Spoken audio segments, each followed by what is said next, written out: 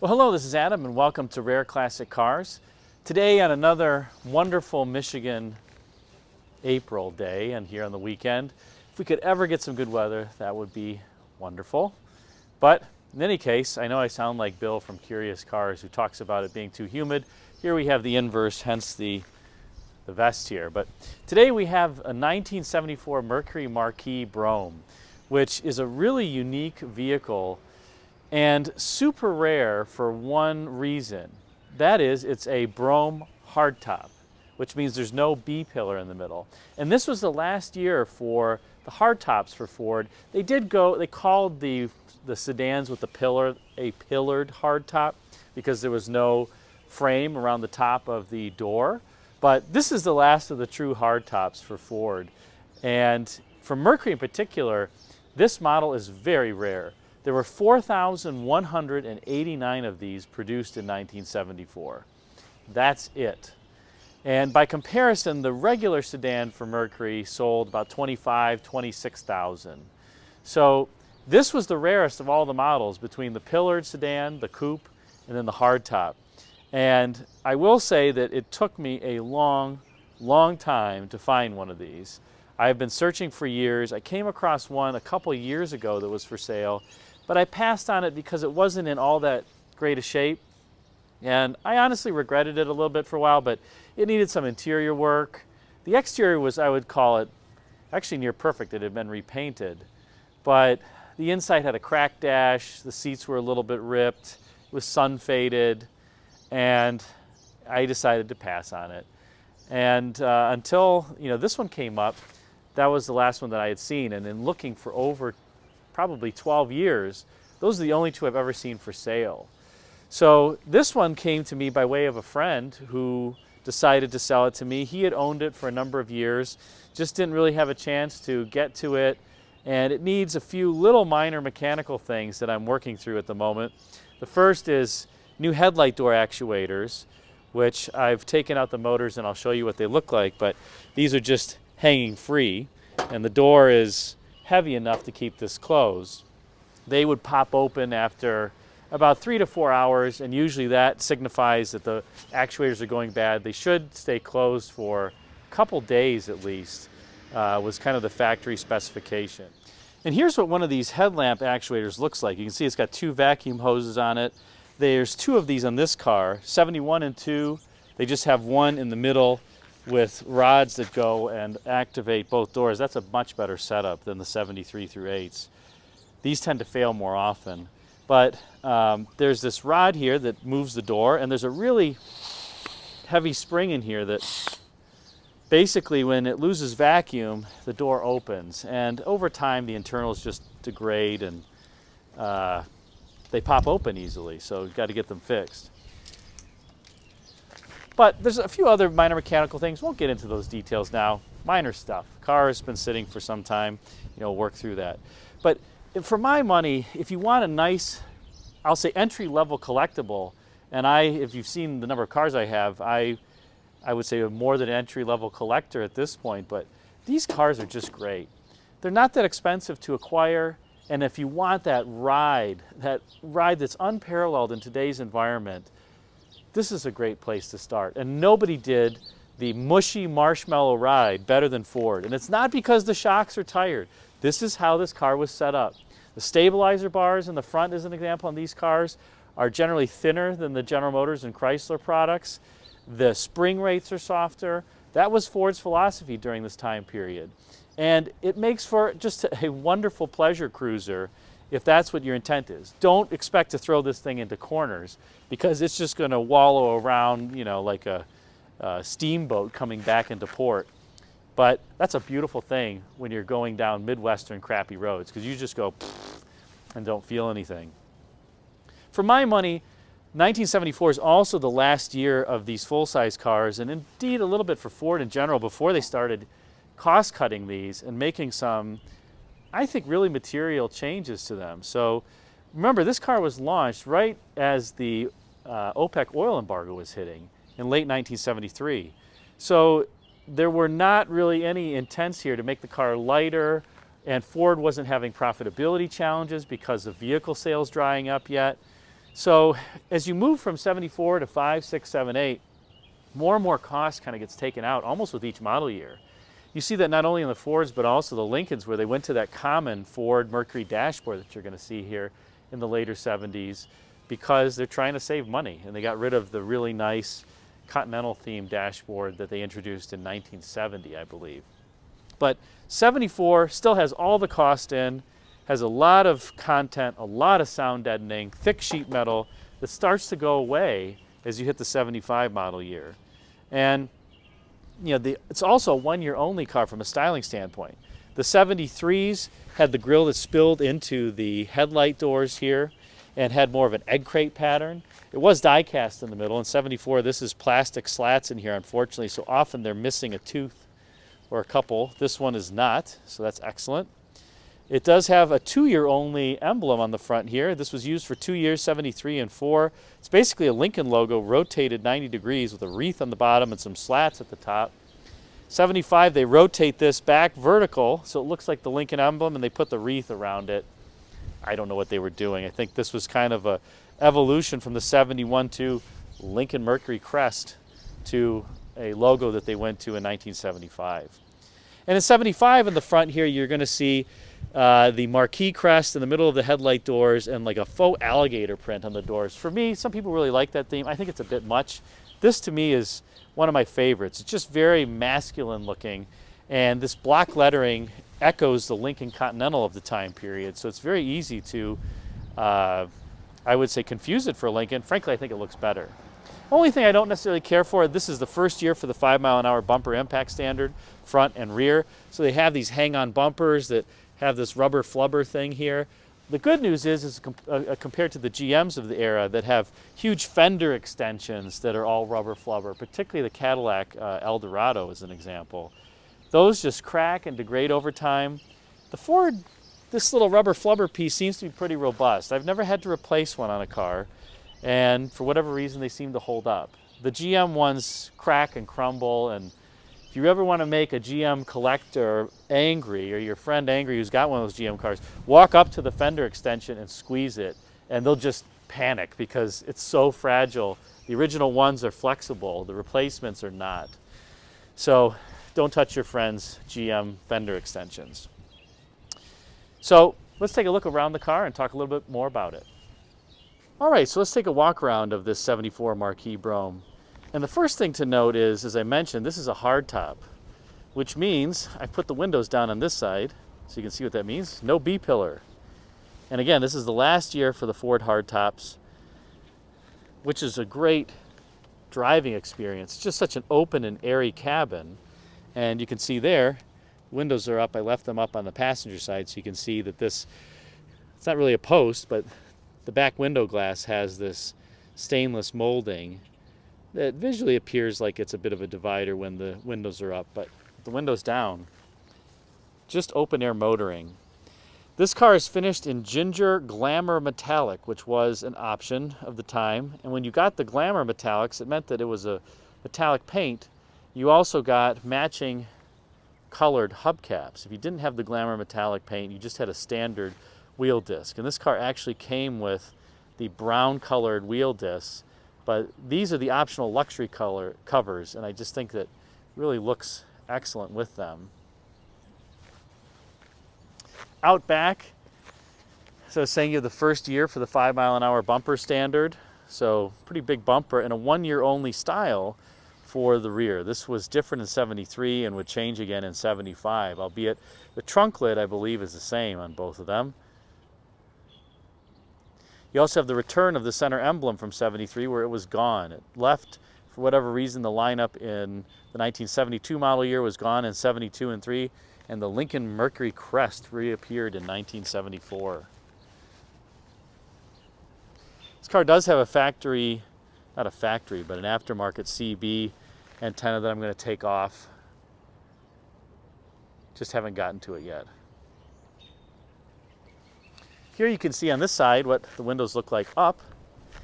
And for those who are fans of the Hawaii Five-0 TV show, the original one, this is identical except in color to the car that Steve McGarrett drove. He had a 74 black Marquis Brougham hardtop. In terms of the lineup this year for 74, there was the base Marquis, there was the Marquis Brougham, and then an option on the Brougham was the Grand Marquis trim, which gave you a different interior than what this one has. Let's take a look at the interior now. This is really a brocade fabric that echoes, I would say, Buick interior prints from years earlier, and it's a Ford interpretation of it. I think it's a handsome pattern, and I would say it's got a rather rough hand to it. It's not an overly smooth fabric, nor were the Buicks of the era. I will say the Buick fabric feels even a bit thicker, like in my 70 Electra, than this, and this feels thick. This is not a thin fabric at all. In terms of options, this car does have the twin comfort lounge seats, so you can see it's a split bench, and with the two armrests. These came standard with just a regular bench seat with one fold down armrest. And on the Broughams, you get this extremely lush carpeting here, which came in 1973. The 71 and 2s don't have as lush carpet. So Ford added in 73 this carpet on the Broughams. And they brought back the dome light. This one has the dome light with the map lights. I think that was part of the light appearance group, including the underhood light as well. And it does have AM/FM radio, the digital clock here, which sometimes if I push the clock to get it going, there it goes. It'll restart on its own, so it's a little sticky.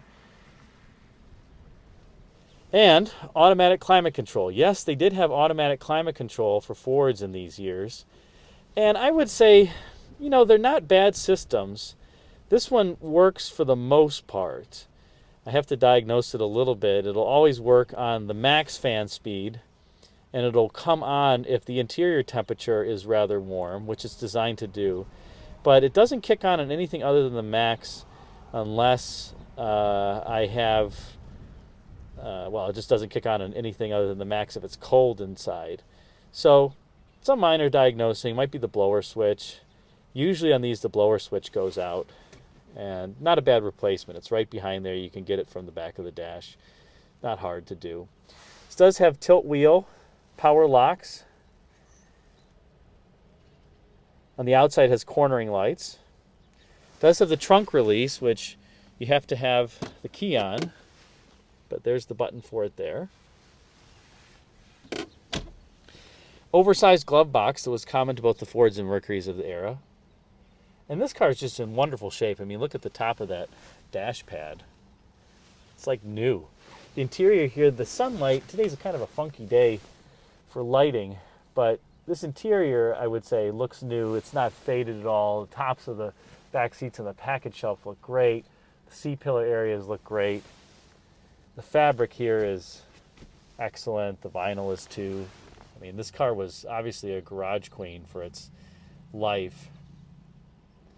And not entirely sure, this should have a chrome accelerator. I think that this was a misbuild from the factory. This has got a Monterey accelerator, which misbuilds were not uncommon during this period. But in terms of the interior, this is a comfortable place to be. These seats, you know, do you have any lateral support? No. But this fabric keeps you in place as you go around the corners. And the armrest keeps you in place here. You can hang on to it a little bit. But very, very comfortable place to be. Good seating position. Look at that view out over the hood. Let's take a look at the other features, including under hood, right now. So here we are under hood, and this car does have the mighty 464V or 4 Venturi engine, which by this point I believe was making 190 or 195 horsepower. It was not making a heck of a lot of power. But that is, I would say, you know, even though it's not rated at much horsepower, it certainly feels more powerful than what the numbers suggest. This car does not have a problem getting out of its own way at all. You step on it, does it have the same power as the earlier vehicles? No. But it has a lot of torque to get off the line. You don't feel like there's a lack of power in this car at all. 460 became standard in the Marquis in 1974. 73 model year, they still had the 429, and the 460 was optional. 460 was a Lincoln exclusive until midway through the 1972 model year, when you could get it on these Marquis as an example. So this does have, in 1974, there was a law that went into place for the first part of the model year that said that there had to be a seatbelt interlock, that the car couldn't start unless the seatbelt was buckled. That's the override switch that you'd push in the event the system failed that would allow you to start the car. Thankfully on this car it's been disabled, including the annoying fasten seatbelt buzzer, and that is one thing that I will not try to reconnect. That is a positive development from stock.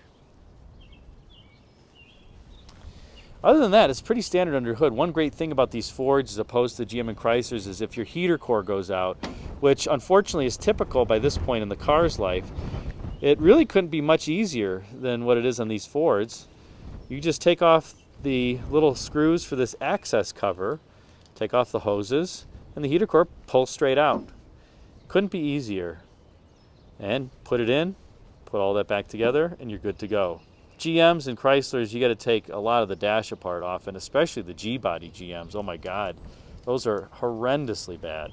But this is very convenient.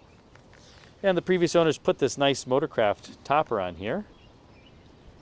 One thing I will say to check if you own one of these is check your declutching fan to make sure that when the engine is hot and the air conditioning's on, that's actually spinning. You should be able to hear it pulling the air through. It should be relatively noisy if the car is hot, to be honest. And often these are burning out by about 40,000 miles or just age at this point. And then they don't ingest enough air and the car has a tendency to run hot. These don't have a big radiator in them. It's physically large, but it's only a 2-row radiator, even with air conditioning. I usually, and I'll take this car out, I'll upgrade these to 3-row just because to recore it really doesn't cost much more to go from 2-row to 3-row, and I always recore these. I find the aftermarket ones are just junk, and I've got a really good radiator person who rebuilds these and just does a fabulous job.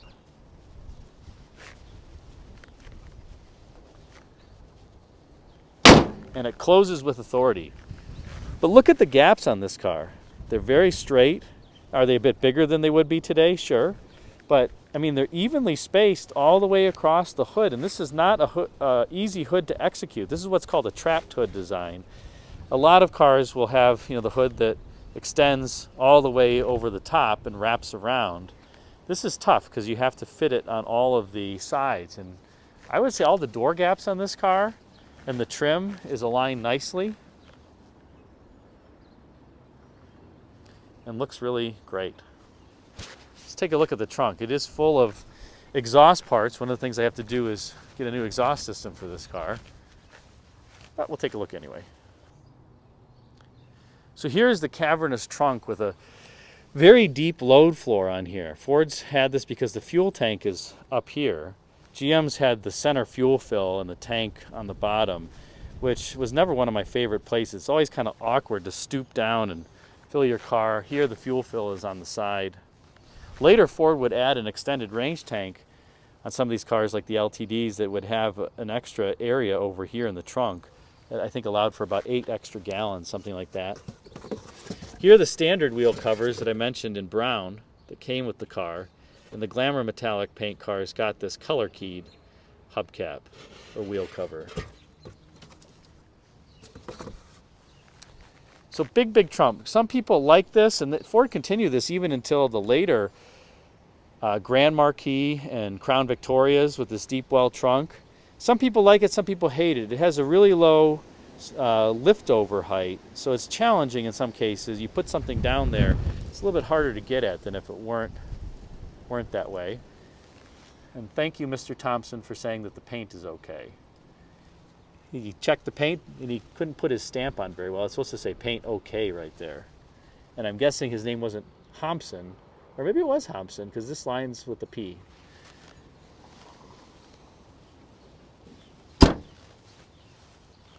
But all the doors on these Fords, as compared to the GMs in particular, you open it and you close it and it just has a great sound to it. And Ford, in fact, advertised that when you close the door, there's no or hardly any seat wobble.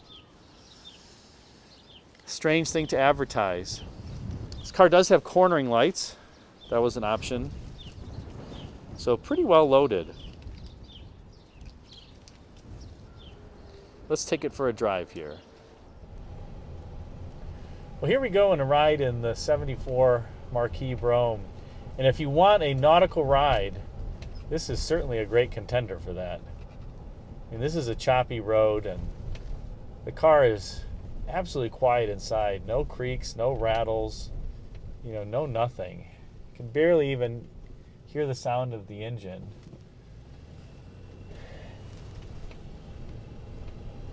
These have such a quality about them when it comes to the ride. And GM also had hardtops, and Chrysler did too.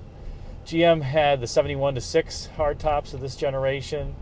Chrysler kept their hardtops going until 1978. But the Fords, there's just something about the ride that is unequaled by the others. And the GM ones in particular are rather, I would say, creaky, particularly as their mileage increases. They just have very flexible chassis. And that was the philosophy of the time.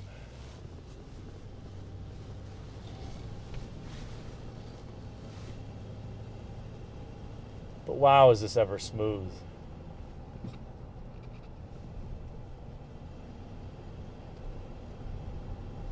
I'm not going to get on it too much because I haven't rebuilt the carburetor, and these are notorious for having issues with the secondaries hanging open and the secondary needle and seat. And I want to rebuild the carburetor first before that point. I'll get on. But just absolutely quiet. And the view out over the hood here is very cool. Automatic climate control is working. Fans on. This is also the first year for the red pointers. 73 was the first year for this IP, although 73 does have a 1-year only top pad. Kind of curves out a little more on the Mercuries. But this was the first year for the red index pointers that would stay until 1978. The 73s have white index pointers for the speedometer, fuel gauge, and the shift indicator. My guess is they switched because it was hard to read with a white pointer and white numerals.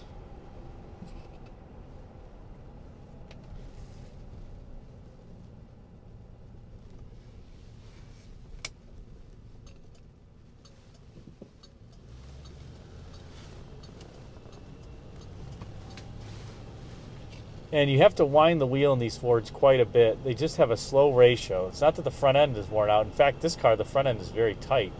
It's just a slow steering ratio compared to the GMs and Chryslers of the time. There's also no wind noise in this car. Some of these you could get the power mini vent option. This car doesn't have that. The mini vent would go down first before the big glass. I think 73 was the first year of that option. They're cool, but they can be problematic in some cases.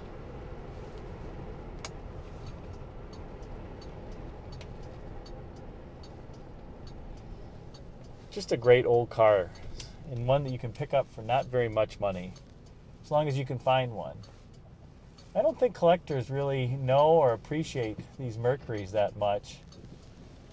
And the Fords, like I said, for whatever reason, if you wanted an LTD versus a Caprice, you can pick up an LTD way cheaper than a Caprice or an Impala. So you can get, I would say, about 2 LTDs, even LTD Broughams, for the price of a Caprice, maybe more. And while the Caprice is a nice car, especially of this generation, the LTD actually drives better. The LTDs were on 121-inch wheelbase, the Mercuries were on 124, the Lincoln's on 127-inch wheelbase. You got a little bit more as you went up in the lineup.